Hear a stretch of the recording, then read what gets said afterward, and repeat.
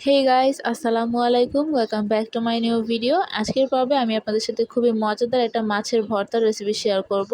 এই মাছের ভর্তাটা মূলত রুই মাছের ভর্তা হবে।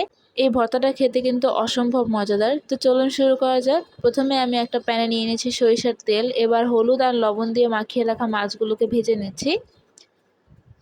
তো মাছগুলোকে আমি একটা সাইড ভেজে নিয়েছি। এবার আমি এই মাছগুলোকে উল্টিয়ে দিচ্ছি এবং অপর সাইডটাও ভালোভাবে ভেজে নিচ্ছি। মাছটাকে কিন্তু খুব ভালোভাবে ভেজে নিতে হবে, এতে ভর্তাটা খেতে আরও বেশি মজা হবে। তো এবার আমি এর মধ্যে দিয়ে দিচ্ছি কিছু রসুনের কোয়া, আর দিয়ে দিচ্ছি কিছু পেঁয়াজের কোয়া, দিয়ে দিচ্ছি কিছু আস্ত কাঁচামরিচ। এবার এগুলোকেও এটার সাথে ভালোভাবে ভেজে নিতে হবে। তো কিছুক্ষণ ভাজার পরে আমি এগুলোকে তুলে নিচ্ছি। তো তুলে আমি এগুলোকে একটু ঠান্ডা করে নিয়ে আমি মাছটাকে বেছে নিচ্ছি। মাছটা থেকে সবগুলো কাটা ছাড়িয়ে নিতে হবে। তো আমি একদম সব কিছু রেডি করে নিয়েছি। এখানে আমি কিছু আদা কুচি নিয়েছি, পেঁয়াজ কুচি নিয়েছি। তো আমি সেই ভেজে রাখা রসুনগুলোকে একটু হাত দিয়ে থেতো করে নিচ্ছি। তো এবার আমি মরিচগুলোকেও একটু থেতো করে নেব। তো এবার আমি রসুন আর মরিচটাকে মাছের সাথে ভালোভাবে মিশিয়ে নিচ্ছি। এবার কুচি করে রাখা আদাগুলো দিয়ে দিচ্ছি, এতে করে ফ্লেভারটা ভালো আসে।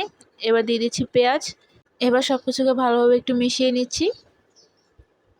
এখানে কাঁচা পেঁয়াজটা অ্যাড করলে খেতে আরও একটু বেশি মজা লাগে। তো এবার আমি এর মধ্যে দিয়ে দিচ্ছি কিছু ধনেপাতা কুচি, দিয়ে আবারও সব কিছুকে ভালোভাবে মিশিয়ে নিচ্ছি। এবার দিয়ে দিচ্ছি স্বাদ মতো লবণ। এবার ভর্তার মধ্যে দিয়ে দিচ্ছি সরিষার তেল। তো দিয়ে আবারও সব কিছুকে ভালোভাবে একটু মিশিয়ে নিচ্ছি। তো ব্যাস তৈরি হয়ে গেল মজাদার মাছের ভর্তা। আপনারা অবশ্যই এটি বাসায় ট্রাই করবেন। তো দেখুন, ভর্তাটা কিন্তু এরকম হবে। গরম গরম ভাতের সাথে এরকম একটা ভর্তা হলে আর কি লাগে।